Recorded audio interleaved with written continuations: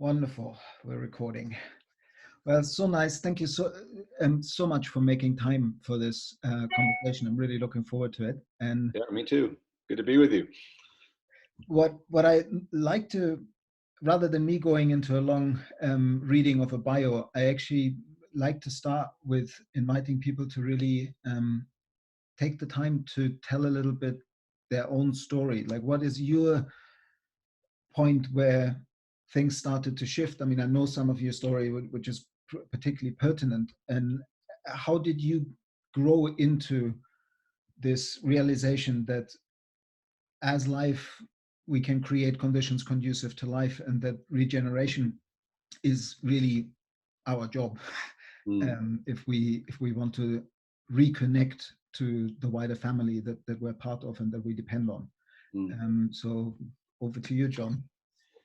Well, sure, and again, thanks for the opportunity to share this. The short version is I spent nearly 20 years at what I always like to call the old J.P. Morgan, and I was completely ignorant of any of these issues, like I think most people even today who work in big finance. Even with the rise of all of the ESG and sustainability conversation, the understanding of this issue, particularly a regenerative system, is still missing from Wall Street by and large. But I worked in a different time in Morgan. It was a very different culture. It was a very positive experience for the most part. And I kind of left in 2001, really in response to a nagging itch that I had started many years earlier. And the merger with Chase kind of gave me the opportunity to leave and not leave, my stock options vested. So it was kind of easy time to walk out the door. And so I chose to do that just on an intuition that I needed to find a different purpose in my life. And things started to happen very quickly after that. And probably the highlight or the low light, but the most impactful, was that the first day I went back to the city after taking the summer off to start to begin, so what's next part of my life, happened to be 9/11. And so I experienced that. Ironically, I had a meeting with a charter school CEO downtown at 9:30 in the morning.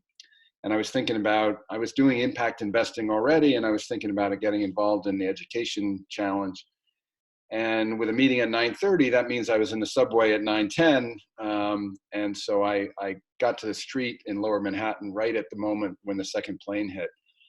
And so that kind of forced me into this kind of deep think period. And so to answer your question, I spent the next several years dabbling in various entrepreneurial projects, but mostly sitting in this building, which is in a converted barn, which I set up as a home office, reading books. And I'm not an academic by background, and I just started reading stuff somewhat randomly. It was sort of a self-taught PhD in truth, and discovered the environmental crisis, read Limits to Growth, read Fritjof's work on systems. It was mind-blowing, because I kind of came to this rolling understanding that everything I thought was true was not possible physically. The physics of exponential growth on a finite planet don't work. And as a finance guy, I know that the economy is driven by finance, and if the economic premise of our entire global economy is in conflict with the laws of physics, we have a serious problem. And so that's essentially how, it was just this search for not an answer to that question, but a pathway to navigate away from that conclusion that brought me onto this path of living systems and ultimately the regenerative paradigm. So in terms of the sequence, leaving your old job were you already sensing that there was something amiss with that system, or were you only once you took the time out and you stepped back and had the time to read, growing into that insight? So I was I knew there was something wrong with the system from a, personal fit point of view. I frankly got tired of, I went in, believe it or not, I went into Wall Street with a fairly idealistic view that finance was the kind of engine of economic prosperity. And so I was going to learn about finance. And then, I had this idea, maybe I'll work for the World Bank someday and save the world. And I kind of got into derivatives at the beginning, and suddenly the purpose of my career was career success and making money as opposed to doing something productive in the world. And so I got tired of that and realized that I remember one morning literally looking in the mirror as I was getting dressed and not liking the person I was becoming. And I remember one day, I was managing global or capital markets businesses, and the big event every year is when you get your bonus. And I remember handing this trader his bonus, and it was a big number. And it was, it wouldn't sound like a big number today, given how much people are making, but it was a lot of money. And the guy looked at me and he said something to the effect of, well, something I wouldn't say on your recording. I mean, he told me where I could go. Yeah. And I just said, my life is not about dealing with little shithead traders who, tell me where to go when I hand them a big check at the end of the year. And so I just recoiled against the kind of money culture that Wall Street had become. But that's completely different than understanding that economics and finance are in conflict with physics. That's a whole different level of realization. So it was more a personal, sort of crisis of consciousness in my own self, I would say. And what led you to, like, in terms of the sequence, was it start up the Capital Institute and then start work on what was initially the white paper and then became? Yeah, no, it was, so I left Wall Street in 2001. I always like to say that because just for the record, I wasn't there when. I think it's very important. Yeah. The financial and it was years of doing impact investing, but kind of wandering in the dark. Really, it was a search. It was I guess it was sort of my quasi dark night of the soul, where I was really questioning who I was and what my purpose was. And then the financial crisis happened. And then all of a sudden, my friends who I'd been sharing this with suddenly didn't think I was crazy anymore. And so I actually created the Capital Institute in 2000, formally in 2010, but I was working on it in 2009. And launched it in 2010, really as a place to ask these questions. And I had by then discovered Herman Daly and ecological economics, and was wrestling with this growth issue, but only through some of my investment projects did I in agriculture did I discover the whole regenerative. Basically, the first piece was discovering holism, and I learned that through Alan Savory and his holistic land management. And we actually created a company together called Grasslands, and I've been on the Savory board for 10 years. And so I've learned about this distinction between reductionist thinking and holistic thinking from one of the true practitioners of that in the world today. And Alan introduced me to Jan Smuts, who is essentially the theoretical master of this. And it blows my mind that Smuts's work is still not, it's barely even recognized by folks. I mean, Smuts was such a fascinating character. I mean, maybe not all of it into today's standards are kind of accolades, but he is the only person who signed the armistice of both the First and the Second World War. And he wrote what is it, Holism and Evolution. He kind of wrote maybe in 6 months between wars, when he wasn't, and he apologized in the foreword for saying, I didn't really have enough time to work on this, but here you go. And it's extraordinary. It came out in 1915, I believe, and a little later than that, I think. the work that Patrick Geddes did afterwards was very deeply influenced by Smuts, and I mean so much of later work. Yeah, he's not fully recognized yet, but I don't know him. So Patrick Geddes was the founding father of bioregionalism. Oh, really? Yeah, he lived. Yeah, learn something every day. he lived in Scotland around the turn of the century, and as a biologist, is also recognized as founder of town planning and sociology. The Edinburgh Festival is something that grew out of the Edinburgh Summer School, where where Geddes brought people like Le Play and Haeckel and Kropotkin and all these thinkers together to explore, basically inspired by Jan Smuts, explore a more holistic perspective on our participation in the world. Yeah, fascinating character. I think it's worth sort of drilling down on this point for a second. I remember when Alan Savory first started telling me, he said, so he's known for being this guy who says cows are going to save the planet. And that's obviously a very controversial thing to say. And I think he probably could have said it better. And I think he was misinterpreted by what he actually meant. But in getting to know him deeply, I remember I was on a walk with him once, and he said, my real contribution to society is holistic decision-making, and has nothing to do with cows and nothing to do with ranches. And I remember it was sort of early in my relationship with him. And so of course, those words are pretty abstract. And so I remember thinking to myself, yeah, whatever, but just tell me about this cow thing. How does that work?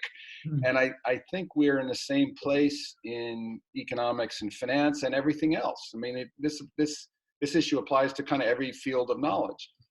And yet it's something that we naturally don't want to tackle because it's abstract. And so if you think about holism and reductionism in finance, I mean, there's nothing more reductionist than finance. We by design optimize risk-adjusted return on capital and use terms like internal rate of return, which means internal to that project and external to the whole system, or ignoring the whole system. So the things we are taught and believe are self-evident truth are actually in conflict with a holistic worldview. And so it's pretty hard to change someone's belief system once it's like wired in that sense. And all of the conversations we're having about shifting the economy and shifting finance always then kind of fall back into that reductionist logic. And you wonder why we're just making incremental change and not transformational change. Yeah, so now I'm the guy like Alan was to me, who says, yeah, but we have to talk about holism and reductionism. And everyone goes, go away. No, I mean, I've sort of, I'm completely aligned with you, because I have been counter brainwashed at Schumacher College in the Masters in Holistic Science in 2001, 2002 with the kind of antidote to something that runs so deeply through our society that we don't even notice how often we are thrown back into reductionist frames. Which we need. We just need to know when we're using them. And exactly. That's also a really important point, because that was one of the things that I started to even kick back against at Schumacher at the time, because one of the traps we're often in when we try to speak about the value of reductionism and holism next to each other, is to do the whole pendulum swing paradigm shift, story, where old bad, new good, and rather than get the integration. But I think that needs to be excused in partially by the structure of language, because even language has a somewhat either or reductionist framing in it, at least in our Western language. In Western language, yeah. And I mean, Wes Jackson has a great saying. Wes is one of my real teachers, and he says there's nothing wrong with the reductionist method, so long as we don't confuse the method with the way the world actually works. Absolutely, that's brilliant. So, no, I think that's part of holding that balance, where as people wake up to the negative side effects of an overly reductionist focused world. In particular, I mean, you were saying earlier with finance being reductionist. I mean, the danger that we even see now among the regenerative movement of trying to help, but in the process of building the structures, like on the one hand, yes, we need to value things beyond financial capital. But then I often find that the framings around ecological capital, social capital, or living capital, whatever you want to call it, could be so quickly. The minute you create a tool where you can convert one of these capitals to the other, and ultimately, therefore, the pathway to reduce everything to financial capital and value, even in the process of trying to open the umbrella to say we need to go beyond just valuing financial capital and return on investment, we need to talk about these other things and value them. The only way that we seem to be able to value them is to bring them into the financial economy.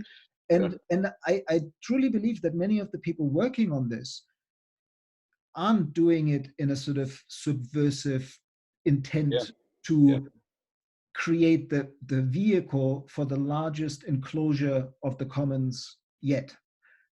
But if we don't watch out, that's exactly what it's going to be.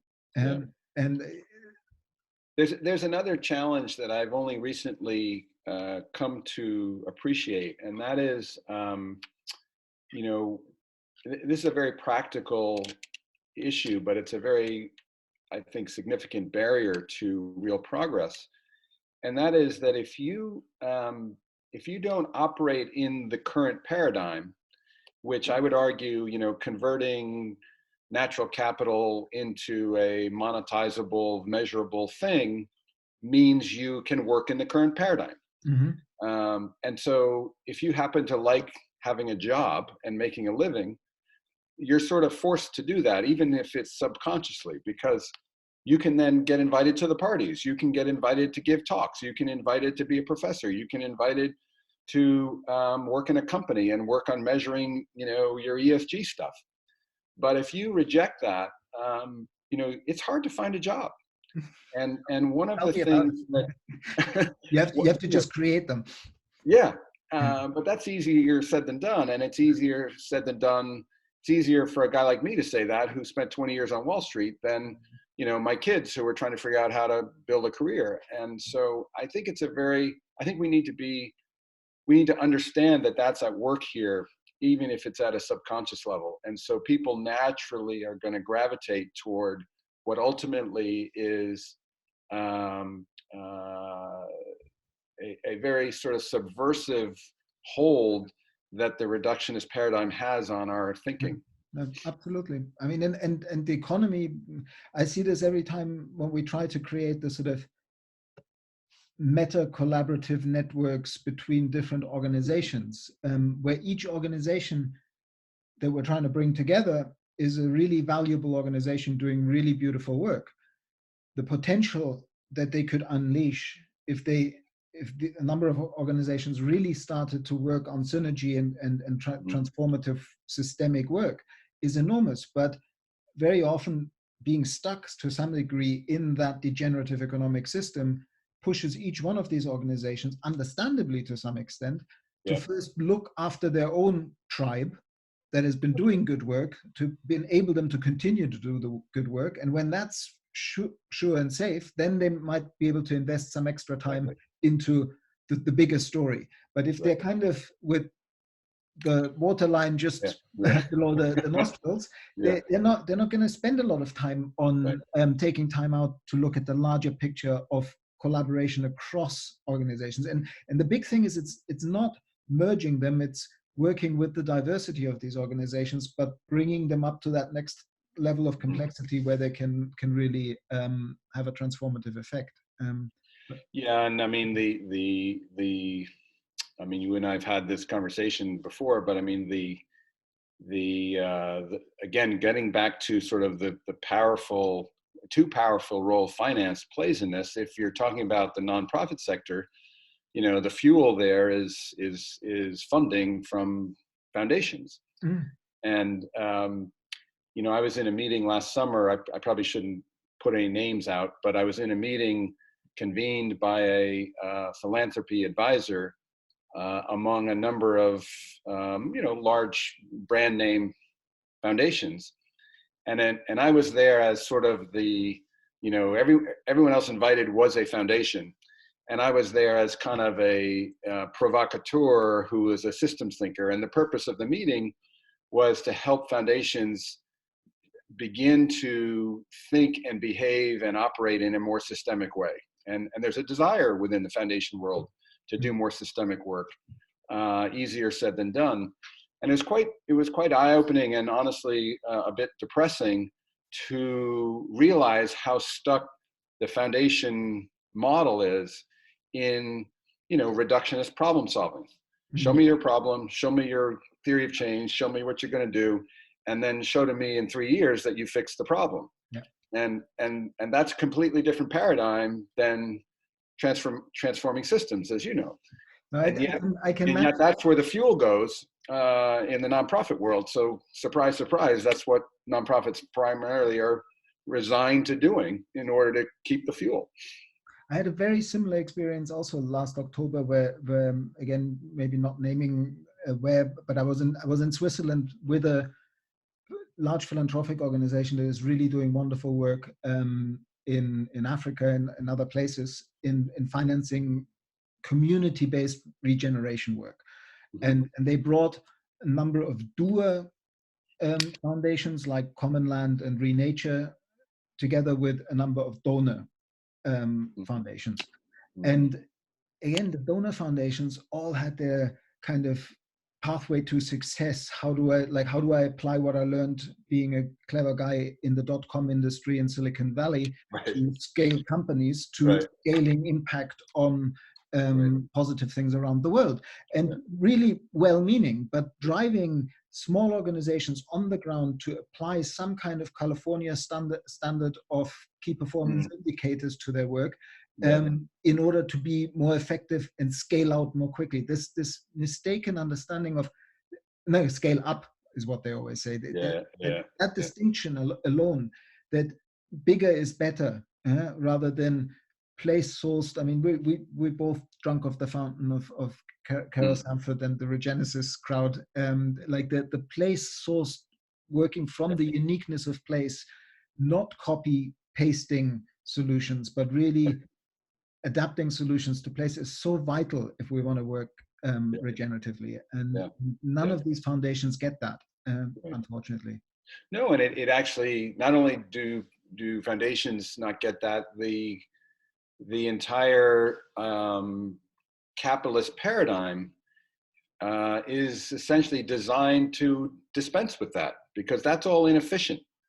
And economics is about efficiency. And so if we can do a cookie cutter McDonald's and roll it out, that's super efficient. And if we can get everyone on the Facebook platform, that sure is efficient. And we can't be naive, because that actually works in that old context. And so it's just the unintended consequences that we then come home, the chickens that come home to roost. But this to me is why, kind of going back to first principles is the only pathway that I know of to not make those mistakes. Because if you can get clear on the principles of a healthy system, and know they're not they're not nice to haves, they're actually principles that if you're not in alignment with them, you're not healthy. Then you have a roadmap, and without that, you have your opinion and my opinion and Joe Blow's opinion, and you have false projects that may show great progress in a time frame that's irrelevant, like 3 to 10 years, but ultimately be the source of future problems that are exponentially worse. And if you need an example of that, look at the Green Revolution. Yeah, absolutely. Right? I mean, it was a brilliant solution to a problem that lasted decades, and now we realize how profoundly misguided it was. And you think about the probably billions of dollars of foundation money that went into the Green Revolution and are still going into the Green Revolution. I'm not so sure if it ever was really brilliant, because we've never actually got to a point where like it's always been more than half of the world's people are being fed by small scale peasant farmers. Most of them are women. And so sometimes there's a big oversell of what the big agro industry actually managed in terms of feeding the world. I think they've I'm fed the being world I'm being polite. yeah, I think you are being polite in that particular one. Yeah. But in the, you know, you ask the man on the street or the informed man on the street or woman on the street about the Green Revolution, and most people would say, yeah, that saved billions of people from starving to death. And there's some truth to that, right? So it's not a absolute, you know, anyway. But I would love to come back to the first, well, two things actually, because I'm just imagining you sitting in the room that you're sitting in right now, reading all these books and doing your deep dive. And I must say you did an excellent job, because I had a moment before I knew you where I was probably reading through the pre-final first draft of my book, and I did another search, and suddenly there's this white paper that pops up from the Capital Institute, and it's inviting. Well hidden. Inviting. Well, I know how to search, and I started reading it, and I had this brief moment, and it's kind of internal locus of control story of initially having that, I can't believe it, somebody's put out something where they've mapped out what I'm trying to map with my book, but they got it out before me. and then I thought, wow, wonderful, I've just been corroborated in that the map's worth mapping by somebody else, and somebody else has found the same pieces on the map. And then I realized that you had some and I had some extra, and since we've met very quickly, I mean, it was literally, I caught myself in that initial competitive instincts kick in. And then I was like, oh, wait a minute, what's this competitive yes? And I immediately kind of applied mudita and celebrated what you'd achieved. And in that initial white paper, you were moving your way towards these principles that you've established for regenerative economics. And tell me a little bit more about what the principles are, and who kind of gave you the initial impulse to say that must be one of them.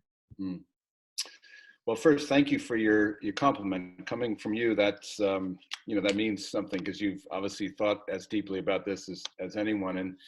And I would just throw a little cold water on it by telling you a quick anecdote. So I was at a regenerative conference once, and I was up giving my spiel about my principles and my paper and blah blah blah. And this very thoughtful, smart academic guy, you know, said essentially, you know, John, there's nothing really new here. So I think we're all regurgitating stuff that probably is all rooted in indigenous wisdom. You know, if you really go down to it, what we're all saying is what the indigenous cultures understood and have been saying, but in a language that is hard for us to translate into a Western kind of understanding. But you know, there's really, I don't think there's a lot new in my work. If I take pride in it, it's that it's a synthesis and an integration that is put into a contemporary context for the contemporary challenges we face. And as I wrote it, I was always thinking of a friend of mine. His name is Duncan. He's a real person who is who is a Wall Street guy. And I've always wanted to write in a way that my friend Duncan wouldn't be able to eliminate or reduce or ignore without going further. So it's a very, you know, I try to make it sort of something that the current paradigm can't simply reject out of hand. And so my language is such that it will be acceptable. But I think and that limits it to some audiences probably. For example, the choice of the word capitalism. You know, what I mean by capitalism is some integral or integrated understanding of multiple forms of capital. But I chose the word capitalism so that my American audience wouldn't dismiss this as some socialist thing, No, you know? this is I'm glad you're saying this, because before I heard you say this, I've actually just justified and defended you for making that choice to a number of people, because I knew a number of people who were quite excited about the initial white paper that was originally called Regenerative Economics. Yeah. And then when it came out as regenerative capitalism, they almost felt betrayed I know. for you I having know. used that word. Oh, And I said to all of them, but he's not talking to you. He's yeah, not trying to preach to the choir. He's trying to build a bridge into a group of people that really need to start a conversation yeah, around this. Uh-huh. yeah. And, No, and, and just yesterday, I was talking to Alan Combs, who together with Ken Wilber has developed the Wilber-Combs matrix and the different levels of human kind of value clusters looking at the world. And he again made that point, is we're not going to shift everybody to a consciousness of interbeing and understanding mm, at 2 years age Gaian cycles. Like we're all in a developmental journey. We need to have language that address that whole spectrum yeah. and help people move on the spiral. And Whoop. so I partially Your mic is, something's happening with your mic right now. Oh, I had my hand over it probably. How's that? Yeah, that's better. Yeah. Um, you know, I partially use the word for the reason you just mentioned, and partially, you know, if I were to be more accurate, I would have called it multi-capitalism. Mm-hmm. But that obviously is a mouthful. But actually, there is a you know, I think regenerative economics, that is the core, that's home base for me. Mm-hmm. But there are attributes of our, what I prefer to use the term free enterprise system, that too often get either dismissed or not even comprehended by folks in the, let's call it the do-gooder world, who've never worked in the private sector. Mm-hmm. And and some of those are very aligned with regeneration. So, for example, innovation and adaptation is, you know, probably at the heart of the capitalist system.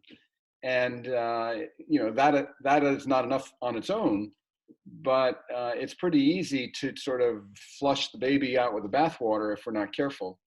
And so I do try to sort of have this one foot in both camps, and, you know, not as many friends in either camp as I might have if I went one way or the other. I know the yeah, I know that dynamic quite well. Yeah. But I think that's what we need to put Humpty Dumpty back together again. We need to build bridges between these camps and make people Yeah. see these different arguments. And I mean, before we go back to the principles of regenerative capitalism, where are you at? Because right now there's so many conversations around redesigning capitalism. I mean, that even if you see the difference, like I remember working with Gaia Education and writing their online curriculum, and particularly on writing the second version of the economics online curriculum. Like when it first came out, and Jonathan Dawson wrote the first version, and we had a critique on the growth economic system, the growth imperative in the system, and basically suggested that structurally you won't change anything. If you structure drives behavior, if you don't change the structure of the economic system, we will continue to exploit each other and the planet, and therefore we need to redesign economics. That was extremely radical in 2008. I mean, not that that was the first time when it was said. People have been saying it for much longer than that. But now you have the founder of the World Economic Forum as early as 2012-13 saying the capitalism is broken and needs redesigning, and you even get the IMF on the WTO, and like it's not a taboo topic anymore to say something is fundamentally needing a shift. But then of course you get the camps again of some people say we can redesign capitalism, also we can rescue the word capital if we apply it in a more nuanced way. And others say, no, capitalism is the problem. And you get kind of, George Monbiot at the moment is on this extreme sort of there is no conversation about redesigning capitalism. We need a new system, but ultimately it could be the same thing. We're just getting stuck with language here again. But where are you at on that spectrum? Well, I'd say, I mean, we could talk for the rest of the day on this. It's funny. I think most people would think that I'm like deep in that conversation because I'm out of that world. And the truth is, my phone doesn't ring from the folks that are rethinking capitalism. And it's partly, I'm viewed as way too radical and probably way too theoretical. And I'm frustrated by this, and I kind of roll my eyes when I see all of the great capitalists now talking about corporations need a purpose, for example. Well, what a brilliant idea. You know, the Business Roundtable last summer came out with this new statement, you know, hey, how about if corporations had a purpose? And of course, that's the same statement that the Business Roundtable had as its premise in 1982 when I started at JP Morgan. And it was only in the, I don't know, early 90s, I think, that the Milton Friedman school sort of took over and they said the purpose is to maximize shareholder value. So we're now, you know, in the elite establishment of the Business Roundtable, which is led by Jamie Dimon, who runs JP Morgan now. We're now back to understanding what was the baseline in the early 1980s, which probably goes back 50 years before that. And so, you know, and there's a lot of new energy around ESG and impact investing and blah, blah, blah. And, you know, to be honest, I roll my eyes at it because, you know, with all due respect, I mean, these folks, and most of them are guys, are very smart. They're very competitive. They're very successful. And because of that, in our culture, they have a very big megaphone. And so when they get up and say, we need to reinvent capitalism, everyone says, yeah, we need to reinvent capitalism. But with all due respect, they haven't sat over there and read 100 books to think about this in a deep way that you and I have. And so there's a lot of well-meaning and good intention, but this gets back to this issue of not really getting to get your head around the fundamental, profound disconnect between, you know, it sort of boils down to exponential growth on a finite planet. And you know, how many people that work in business and finance actually understand what the second law of thermodynamics says and why it's relevant to our economy? I would bet you, if you put 100 CEOs in a room and didn't count, you know, people that worked in a business that require a physics degree, but, you know, consumer businesses, healthcare businesses, financial businesses, whatever, I bet you half of them wouldn't know what the second law of thermodynamics is. And 95% of them wouldn't be able to tell you why that's relevant to economics and business. And so until people get their head around that issue, we're sort of moving deck chairs around. And so you know, I wish that my voice was in that conversation. I'd be lying if I said otherwise. But that conversation about the future of capitalism is pretty locked in.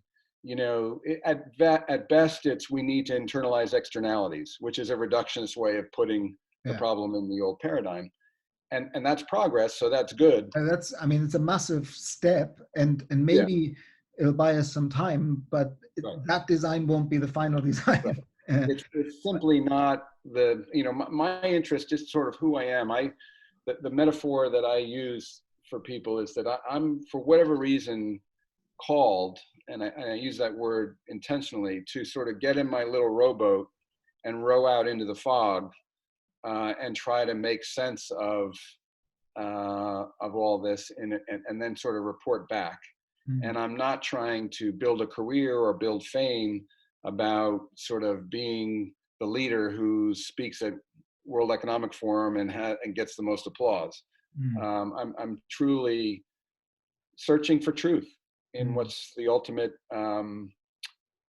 crisis and challenge of humanity at this moment in time. And I'm not going to find it, but that's what drives me. Mm. I do want to invite you to come back to the principles. I love that you said from the beginning that like this is nothing new. I've always said this about my work. I synthesize, I bring things together. Sometimes, as Arthur Koestler says, innovation happens when you connect two things that were previously disconnected. Right. So when you do synthesis, every now and then you sort of, there's a spark of something new that is also worth sharing. But like I was, as you were saying, other people have said this before. I thought of one of my mentors and elders, John Todd and his friends, when they started the New Alchemy Institute in 1969. Yeah, I know John. If you look at the statutes of the New Alchemy Institute, what they set out to do, it's absolutely 100% relevant for what, like if I set up an organization, I would probably use the same statutes of that's for what the marching orders are.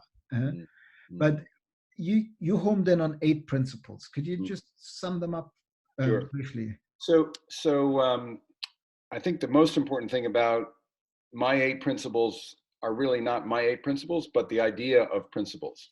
Mm-hmm. And one of the things I learned about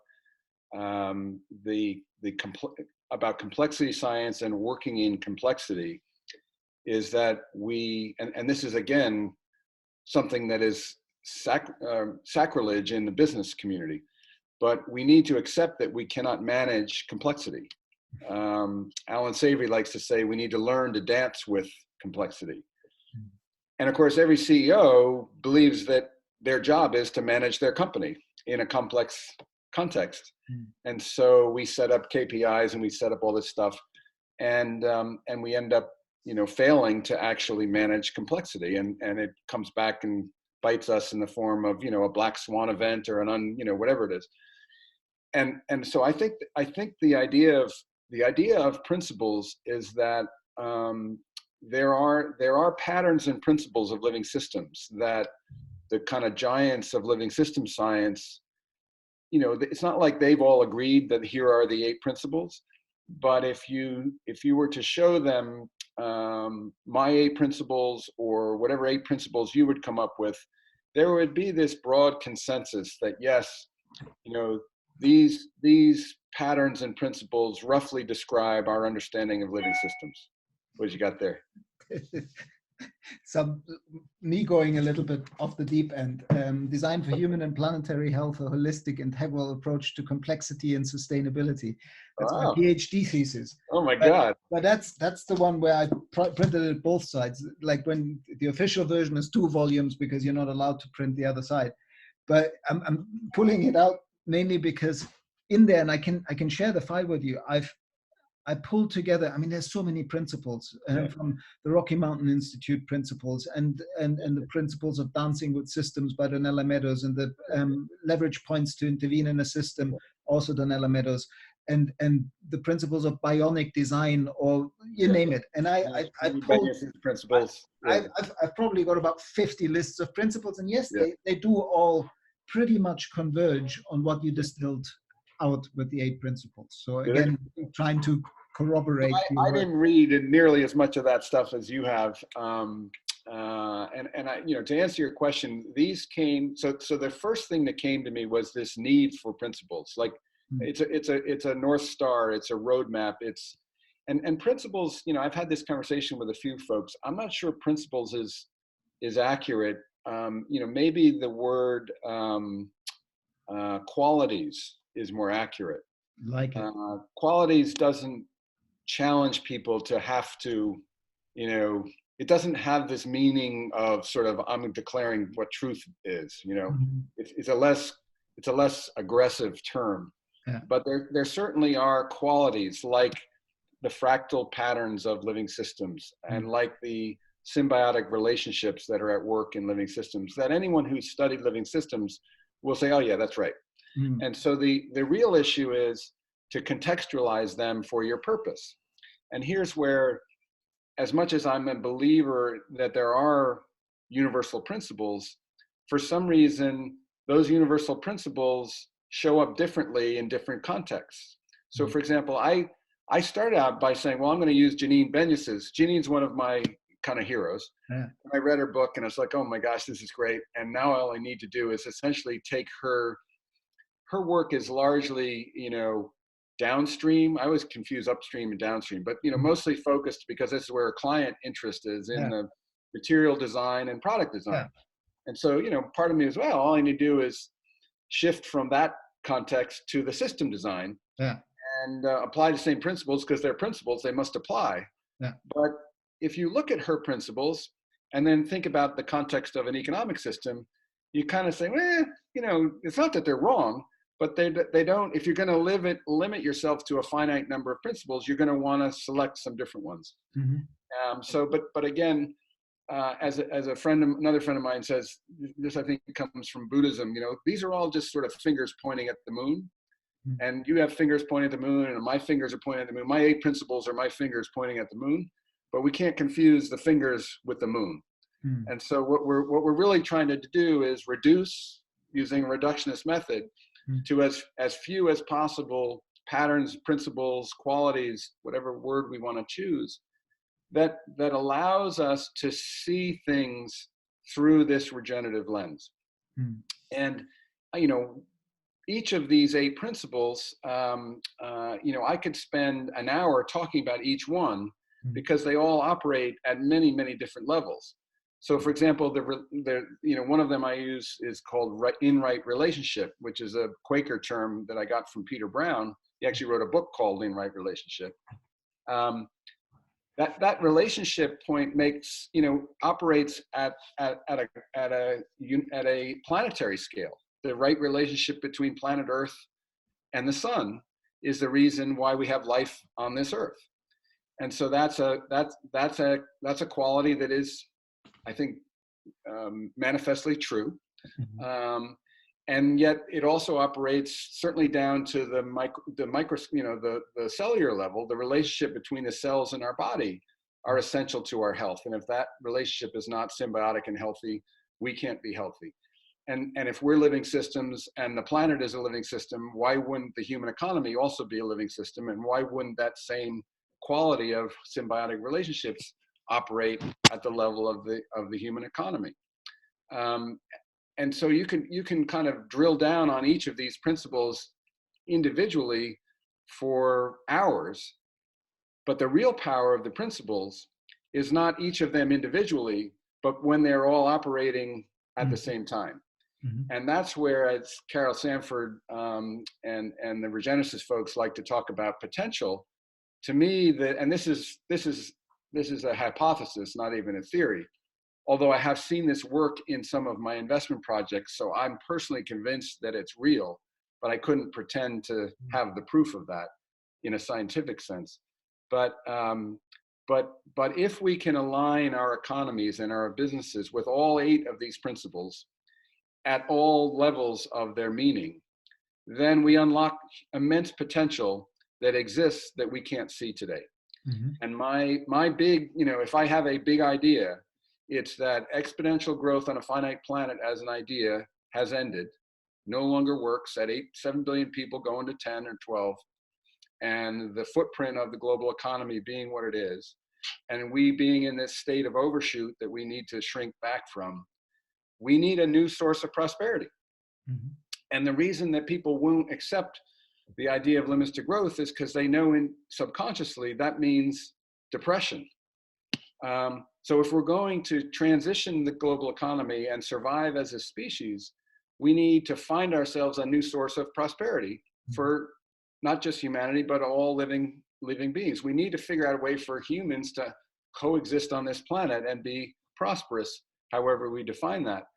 And the kind of I would say traditional left-leaning ideology says, oh, well, we just need to redistribute wealth and everything will be good. But it's not that simple. We actually need an ongoing source of new prosperity, which is the way living systems work. And I believe with all my heart, and I'm dedicating my life to this idea, that if we can shift the human economy into alignment with these 8 principles, or something that looks like these 8 principles, we will unleash immense potential that we don't know exists today. And it's already happening. This isn't like some theoretical thing, and so one of the principles is circulation, right? Any living system has a metabolism and it needs to circulate. And this is very different than just the circular economy, which of course it's important to efficiently use our scarce resources. This is circulation, meaning healthy inputs into the system, robust circulation into all parts of the system, from the top to the top to the bottom, and then an ability to emit our wastes in a way that don't pollute our nest. That's how a metabolism works.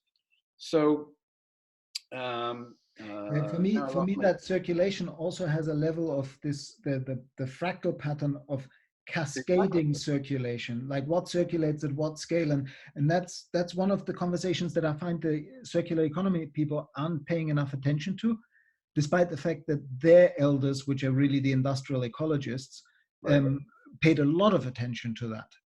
If you read the early books on industrial ecology, the kind of, they say the biggest punch for the bang for your buck, so to speak, if you want to use the old language, is by re-regionalizing the cycles. It becomes less efficient and more wasteful the minute the cycles get too long. And that's where that bit meets with also the Capital Institute's call for more bioregional economies. I mean, the bioregional idea is again, you know the source of it better than I, but it fits perfectly into this framework. So of course, there's a reason why it emerged earlier than the world was ready for it. And I lost my train of thought where I was going. Well, you were going through the principles. I mean, you can also tell people where they find the white paper, so they can look at the principles in more detail. Yeah, if you want, I actually, because I knew you're going to ask this question, I actually, can I share my screen?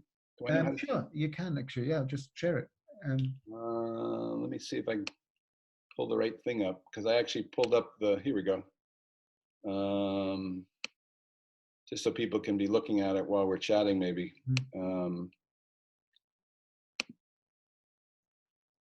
Here it is. Should work. There we are. Only see half of it right now. Work. Give me a minute. There we go. Gotta have a pretty graphic, right? Yeah, that's nice.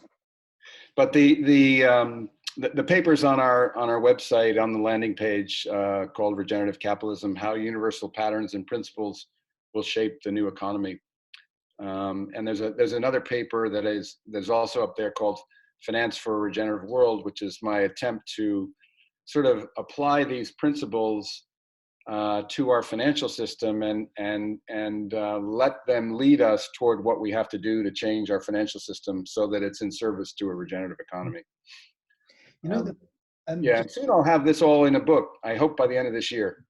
That would be wonderful. Like I've always felt like the white paper is great, but we need your book. Yeah. If I was a real academic, I'd have a book out by now. Turns out it's hard to write a book. I wanted to just briefly come back to two things, or three things actually. You started with how people just get it wrong when like complexity has become a household term, and particularly people in leadership positions love to talk about managing complexity, and even emergence and all these kind of things have become popular in language use. But I don't think a lot of people understand it very well. And unfortunately, even to my mind, the complexity science community has, when it first formed, where kind of the old systems theorists met insights from chaos theory and created something deeper and more dynamic with complex adaptive systems as a thought form. One of the key insights of the early people working on this was that complex dynamic systems are fundamentally unpredictable and uncontrollable. And this goes back to Poincaré's three-body problem of if you have more than three interacting variables interacting with each other, then you mathematically have a system that is maybe moving in a strange attractor, but it is not fully predictable and controllable. Right. beyond limited timeframes and limited scale. And so and I learned these things from Brian Goodwin, who was one of the co-founders of the Santa Fe Institute. Yeah, Brian was Yeah. wonderful, wonderful man. He was the highlight of my visit to Schumacher College. Yeah. No, he's yeah. I'm glad you met him, because he Yeah. really is amazing. I need to go back and reread his book.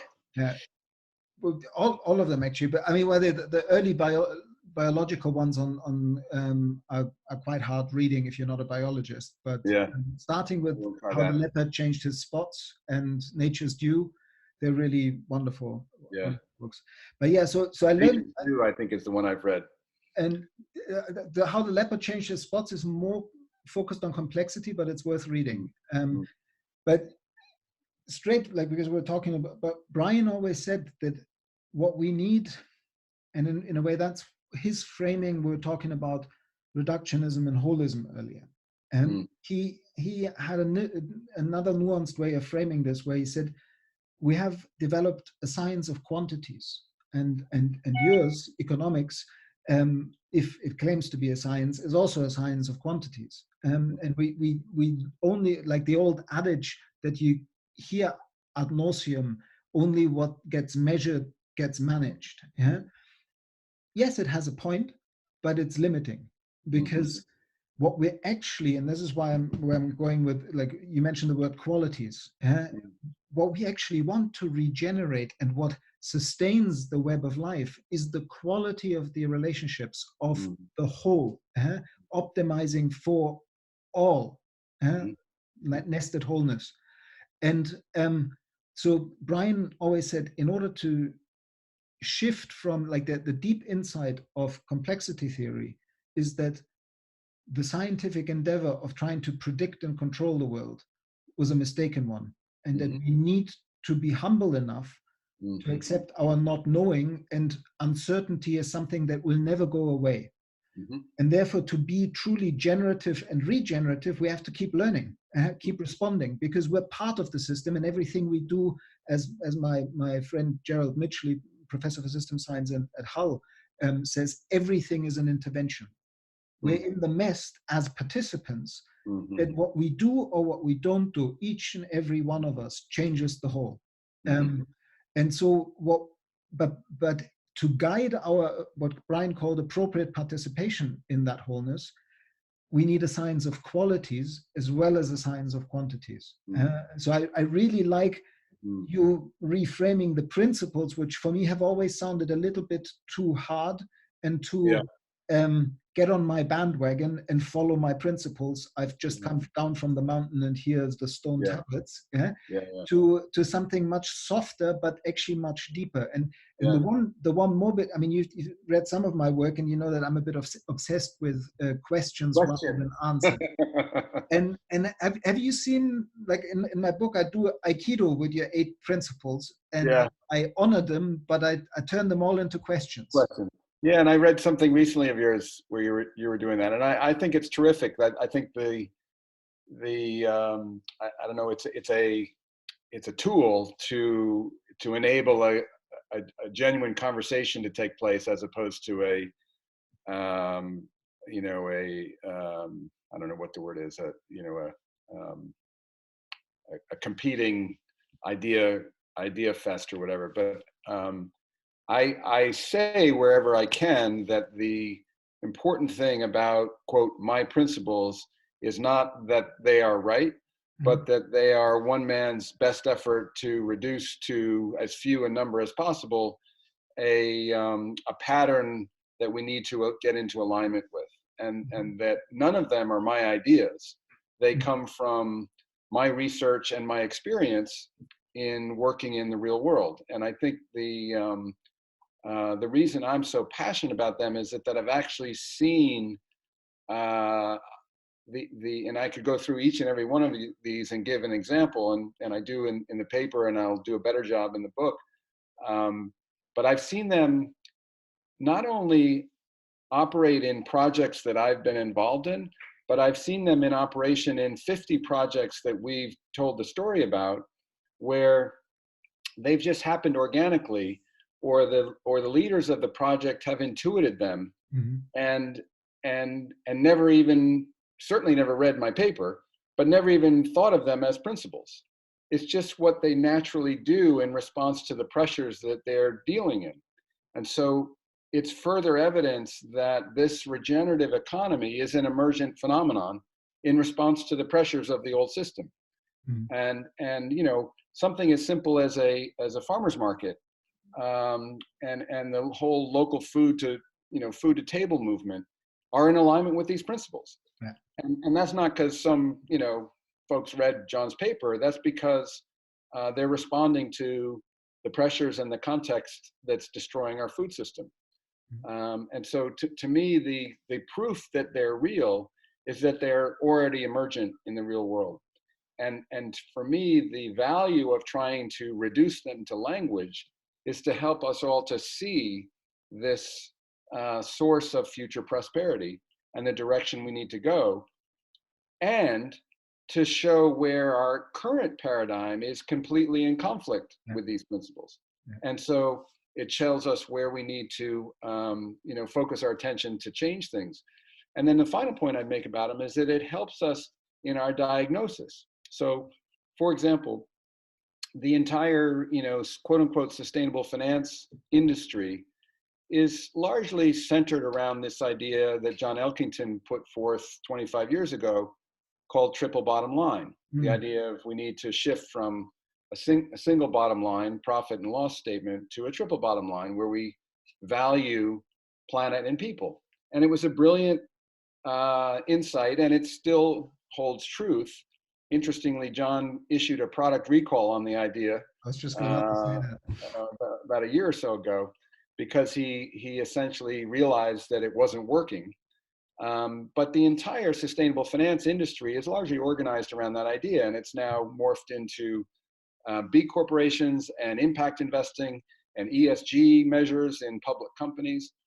And of course, that entire analysis is absent sort of a check against principles. And if we checked against principles, and now I'm talking specifically about the problem of the public corporation and public capital markets. So the premise of ESG is that if we make the E and environmental and social and governance issues transparent, the markets will solve this problem. Because markets, we believe in a market system, and if markets have the right information, they do their magic. Adam Smith's invisible hand. Well, there's all kinds of unquestioned assumptions in that theory of change. I would argue that markets are tools. Markets aren't the source of our truth, and some tools work better than others in different contexts. But the problem with the multinational corporation today, if you look at these 8 principles, well, there are many problems, but probably the fundamental one is that we have severed the most important, in a capitalist system, the relationship between the owner of capital and the enterprise is fundamental. It's as fundamental as the relationship between the company and its customers, perhaps even more fundamental, because you can always get new customers, but you do have an owner, and that relationship of the owner of capital and the enterprise is fundamental to a capitalist system that's going to be functional. And so, for example, if you have buildings owned by people who don't care about fixing the roof, you're going to have leaky buildings and bad housing. Well, what about a multinational corporation? The efficiency of capital markets has essentially separated the relationship between the owners of capital and the enterprise. So now, instead of an owner showing up and saying, boy, we need to shift our business model because we're destroying the planet, you have anything from a hedge fund who's in and out of the stock in a second to a passive mutual fund who's trying to beat the S&P 500 with his stock selection or her stock selection, to an ETF, which is essentially a technology platform that owns a sector of stocks. But you don't have a relationship between the actual owner of the capital and the enterprise. And you wonder why ESG isn't actually able to change the behavior of corporations the way we need it to. And so we've spent 25 years, we've built an entire industry around ESG, And it's made incremental progress. Don't get me wrong. I'm a fan of ESG, but it hasn't dealt with the fundamental issue that we don't any longer have a relationship between the owner of capital and the enterprise, the most powerful and destructive, both constructive and destructive enterprise in the history of humanity. And there's no relationship between the owner and that enterprise. And we wonder why capitalism isn't working. I think you're putting your finger there on something that is really important. And honestly, I haven't heard it quite so clearly expressed before.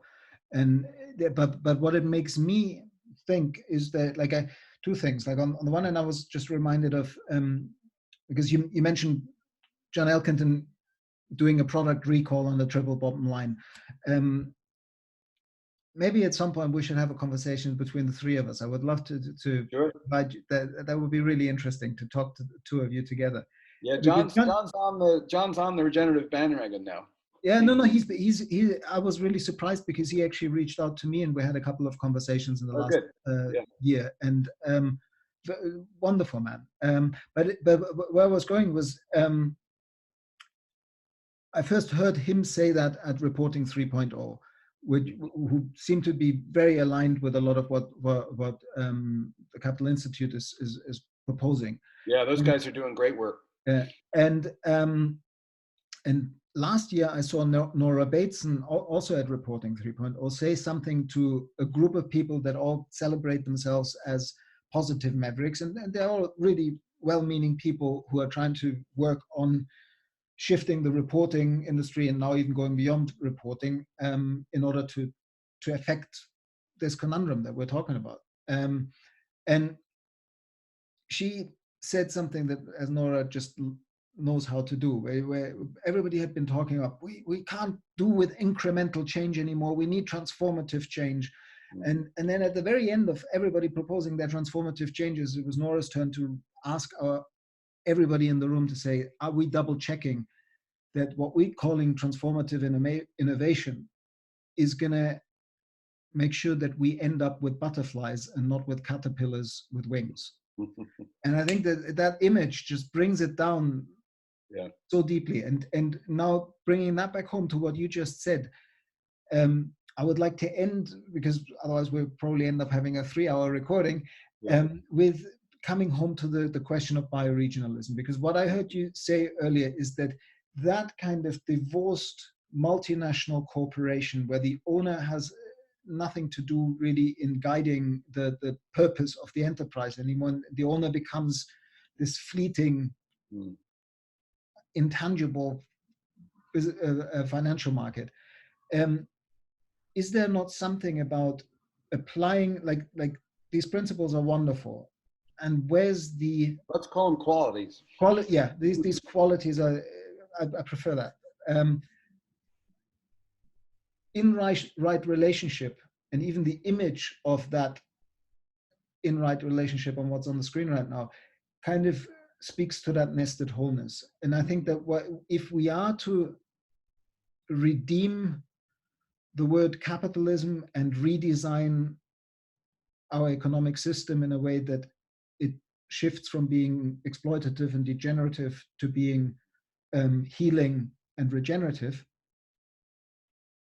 I think we need to pay attention to scales. And I was really delighted when I read in with the Regenerative Communities Network and all the wonderful network that the Capital Institute has helped birth, with these initiatives around the world where people are committing to trying to regenerate economic activity at the bioregional scale and trying to look into providing basic human needs and a new kind of prosperity to people in place, sourced out of place, at that kind of watershed scale. Because for me, after spending a lot of time looking at the community scale and intentional communities and little experiments of how do we walk our talk, I realized that you need the bioregional scale. You need a city in there, you need small communities, you need ecosystems. It's a larger scale at which the whole system's design, where these kind of principles can really come together to transform something, happens. So I would love for you to just reflect a little bit on why you think the bioregional scale is important, and also how would you envision this new economic structure to be fractal, just like nature is in its dimension, where we will, of course, we will have global trade and we will have a global economy, but how can we heal that global economy by regionalizing and relocalizing it? Mm. Yeah, so of course the idea of local is not a new idea, but local is it does a disservice to the profound importance of this shift away from global, national to bioregional, and because bioregional is where, it's where the geological facts, a river system, a mountain range, an ocean, a coastal plain, geological facts that are not changing anytime soon, well, hopefully not, come into contact with human culture. So the context here is human economy, and geological facts, and the nature that they enable, and human culture comes into contact at a bioregional scale. And I think when people think about it, wherever you live or wherever you call home, you can get a vision of what's unique about that place that's different from other places. And if people have a choice, they tend to move to a place that is either what they know because that's where they grew up, or what they are attracted to for some, almost spiritual reasons. Some people are attracted to mountains, some people are attracted to the ocean, etc. And so to me, it is the sort of self-evident truth that it is where living human systems are grounded, and our global economy and our global capitalism and our pursuit of efficiency has run roughshod over that reality. And so, even the idea, and I'm not telling you anything you don't know, but the idea of a nation state grew out of a different paradigm. Has nothing to do with how do we operate in right relationship with this living planet. It had to do with forces of power and very kind of competitive, paternalistic, and I often say, if you just look at, most of us can do this, to just close their eyes and imagine the map of the world with the nation states. Yeah. It's all straight lines by some colonial power, literally done with a ruler, saying, this is mine, this is yours. And it has no biophysical reality. Exactly. But we have at the Regenerative Communities Network, which is you can find a link to it on our website, but also just Google it. We use a visual of a beautiful color. If I was good, I could pull this up quickly, but it's a beautiful color visual of a watershed map. And there's Robert Zooks. I can probably pull it up quickly. Okay, well, I'm chatting. But anyway, it's brilliant because you can see the watershed context of the whole planet, and where it aligns with nations and where it doesn't.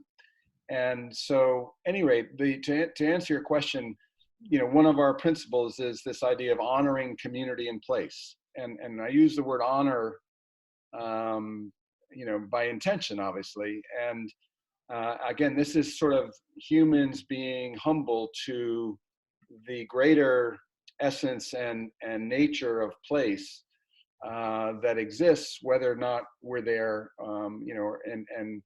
Wendell Berry has this beautiful expression, as he can do. He says, "There's no such thing as a unsacred place. There's only sacred places and desecrated places." And so I think, partly as a practical way to get our hands around this challenge, if we try to operate on a global scale or a big nation scale, it's too much for me to hold in my head.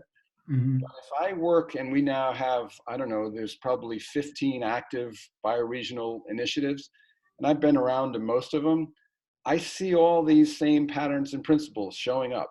I see the same qualities. So whether you're on an island off of Newfoundland in Canada, or in the rainforest in Costa Rica, they all look the same to me now. This emergent regenerative community, regenerative culture, is the same in these different contexts, but it's not the same as a practical reality. Obviously, a tropical culture is going to feel very different than an Arctic culture and an Arctic economy. But that's why the qualities or the patterns are so important. And if you look at each of these initiatives through a regenerative lens, you see these same qualities appearing in their own unique context. Mm-hmm. And so, I like to say every snowflake is unique, but every snowflake looks like a snowflake. And what my hope is in linking these initiatives together, and by the way, you could identify, probably if someone wanted to write a PhD thesis, they could write a paper or a book on thousands of bioregional communities that are emergent and expressing these regenerative qualities. They're all over the place. Yeah. I just learned one in Egypt called Sakim. I'm not sure. Yeah. I mean, basically just within the global eco-village network and the influences that each one of these older eco-villages had on their region, whether I'm thinking of the Morayshire region around Findhorn or the region in Pondicherry around Oroville in India, or even the region around Tamera in Portugal, they're transforming, having had that nucleus where people are exploring this different way of being with the world, has had influence in the wider region when they're there for long enough. Exactly. Now, the problem to date is that they're all largely diffuse and disconnected, and therefore invisible to, quote, the mainstream, who's going to Davos and talking about economic growth and doing all the stuff that we do. And this is my hope and dream. It may or may not be a good idea, but following Margaret Wheatley's work, the way living systems take change to scale is through this networking, through scaling out and replication.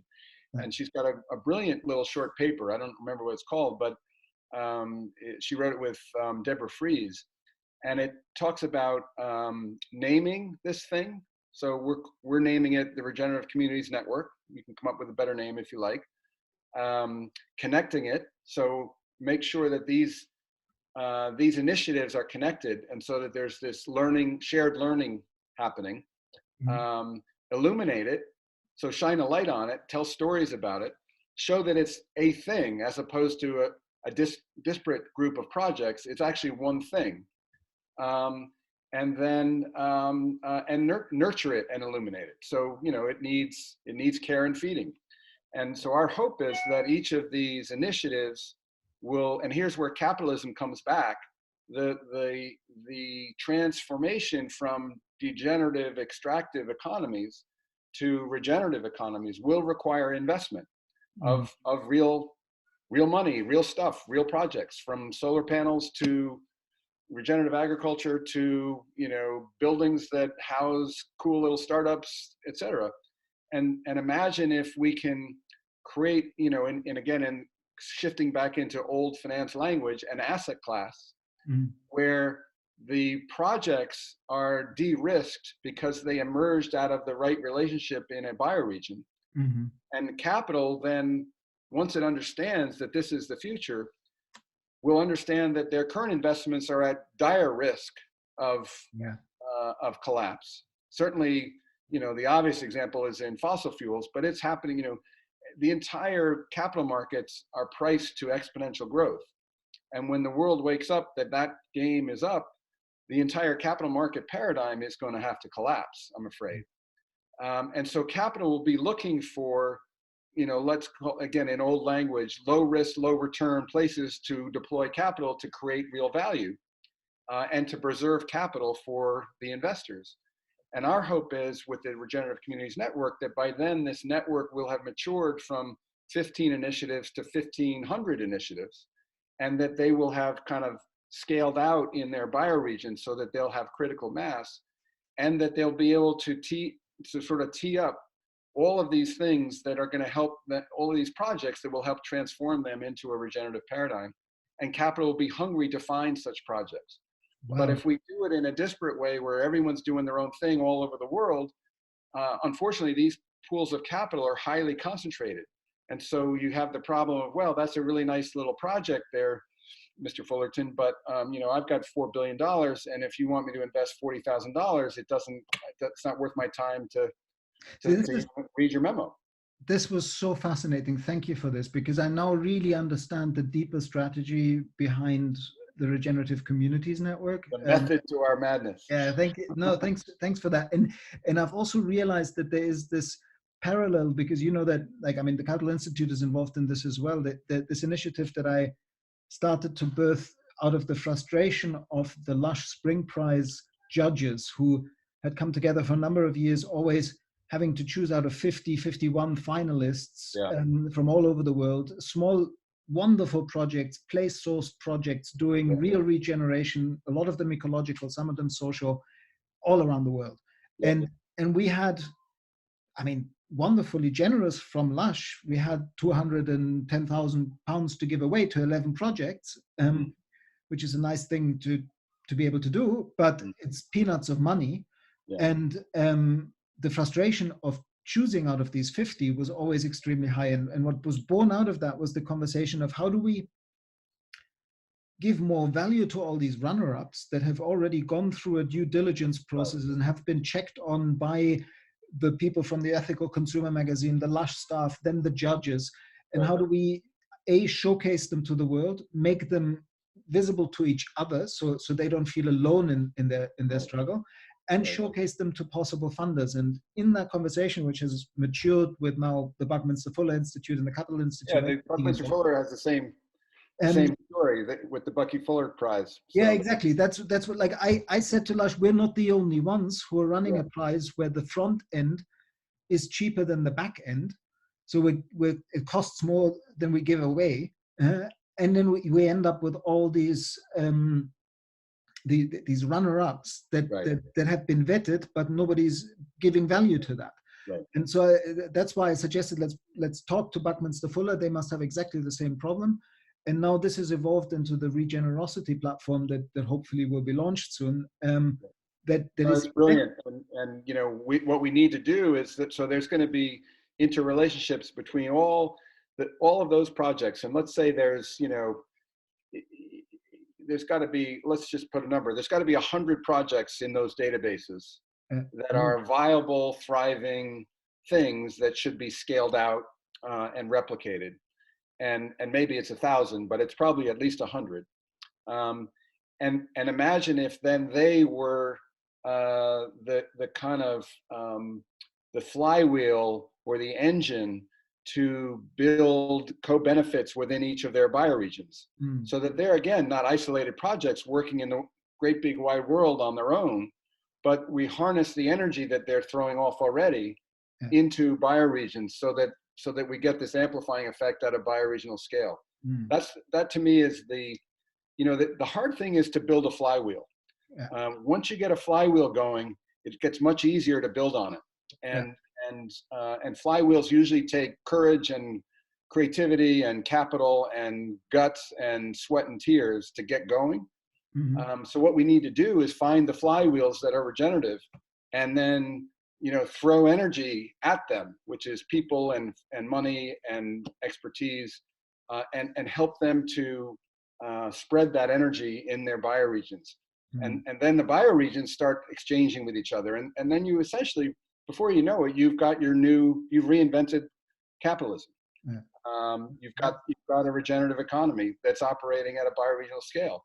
And then the politicians will wake up and say, oh, there's something good going on over there. Why don't we have our policies support that stuff rather than supporting, subsidizing fossil fuels? But I had a conversation with James Quilligan, who has been advising, like, we on the one hand did this wonderful study of the bioregion of the San Francisco watershed, but as a political advisor, I mean, he's been advising governments all over the world for his whole career, and he's also had some work with the IMF, and even in the corridors of the IMF, I won't say who, people have actually said, show me the example of a viable bioregional economy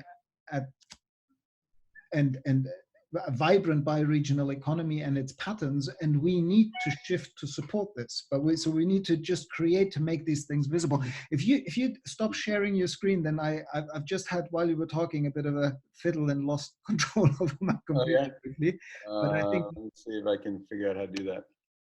then I should Stop. possibly be able There we to. go. Let me just see then if I share this. That work?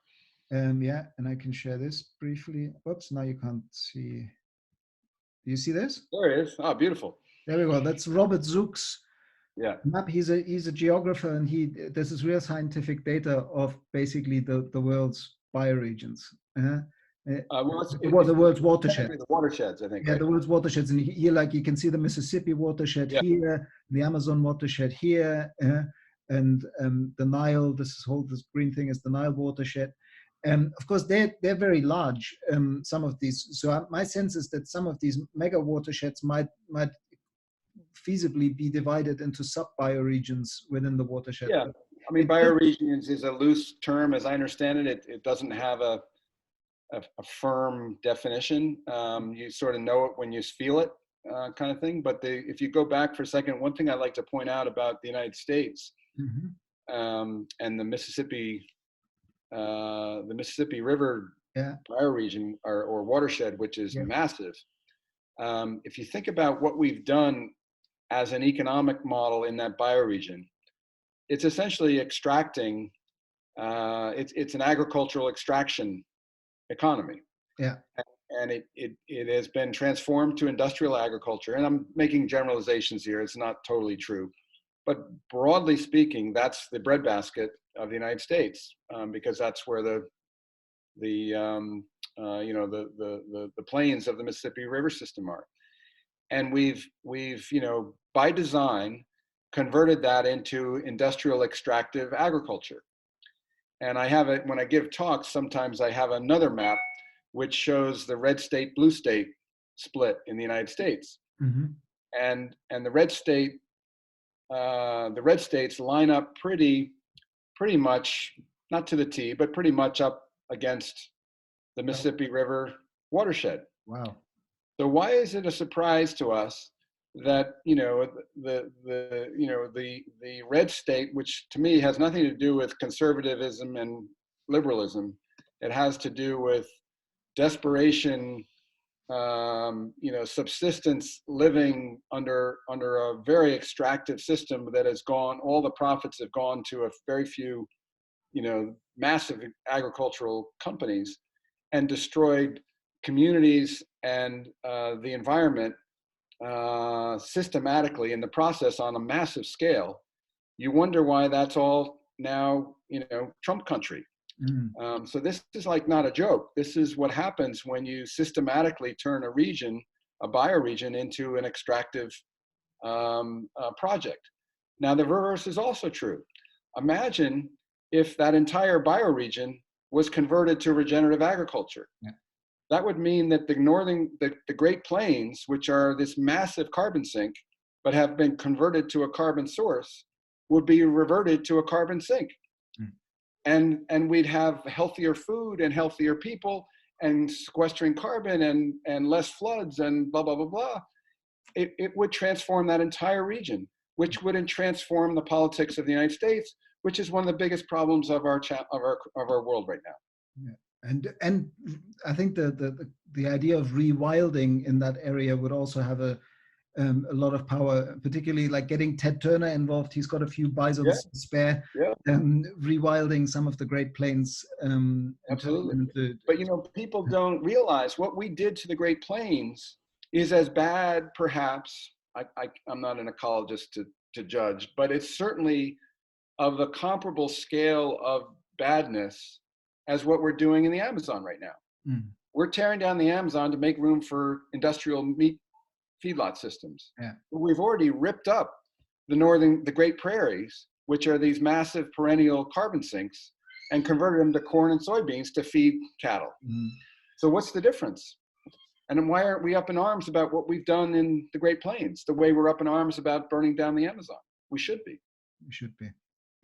Well, this has been super rich, and I feel like we could easily continue for another hour, but I know that if we post a video that is 5 hours long. 2 hours long, nobody will watch it, and I won't have time to get into kind of editing it into nice bite-sized chunks, as people like to feed on these days. But this has been really nice, and maybe we can do it again, because there's just so much more to talk about. We need to come over to Mallorca and set up a regenerative community there to join the network, because I know that's what your passion is. So I mean, I'm still very much working on that. I just don't feel, I mean, I've been working on that before the Capital Institute was, or around the time that since the Capital Institute was formed and before the Regenerative Communities Network was formed. But it's interesting because just a couple of weeks ago, I had a public talk here on Mallorca where the topic was the potential for Mallorca to be an example of bioregional regeneration, and how islands are special cases within bioregions because they're even better defined boundaries, and that actually enables a lot. And then, of course, Mallorca is a subcase where the economy is so dependent on tourism that you have to do a sort of turning the problem into the solution aikido with the system. If you want to change anything on Mallorca, you have to also ask the question, what would regenerative tourism look like? How could tourism give back to a region?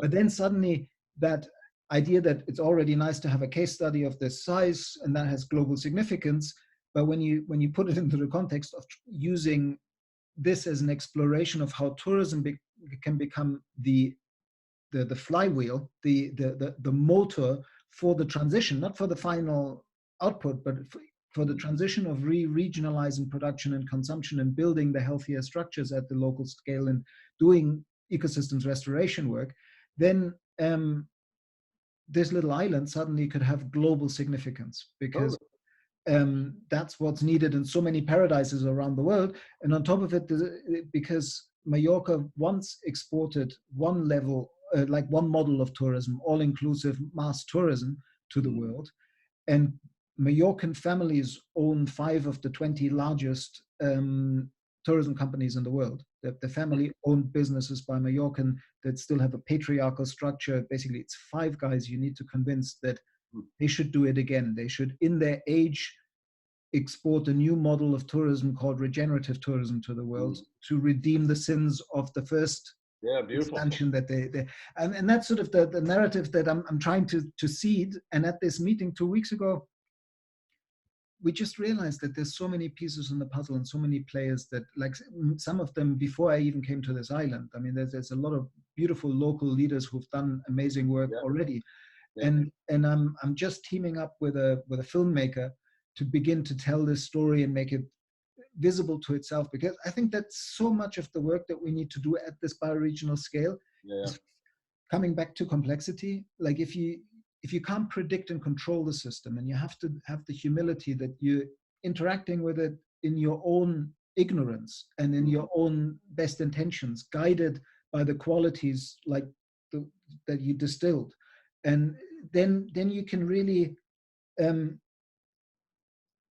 understand that working with complexity and trying to nurture positive emergence is about who speaks to whom, the relationship of that conversation, the quality of that conversation. So basically, who's connected, how is the system connected to itself, the quality of the relationships, and the quality of information flow. Already changes everything.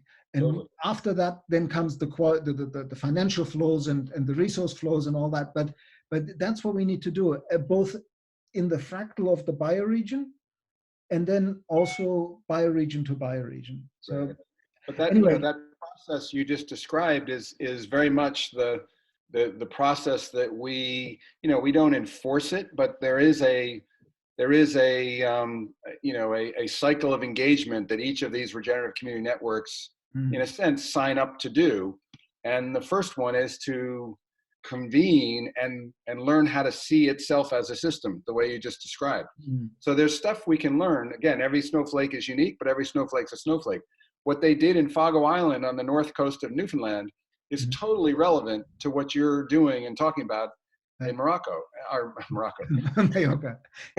We're actually thinking about running a sort of TED Talk-like event where we invite all the people who hold a piece and have done good work, transformative work on the island, to present their little piece of the puzzle, and then keep them for another day to have a conversation of how do we put our pieces of the puzzle together, and then that could be the final and I guarantee you, if you convene that meeting, you will be introducing people to each other who are already working in this paradigm but never knew each other and never knew that what you're doing is sort of like what I'm doing.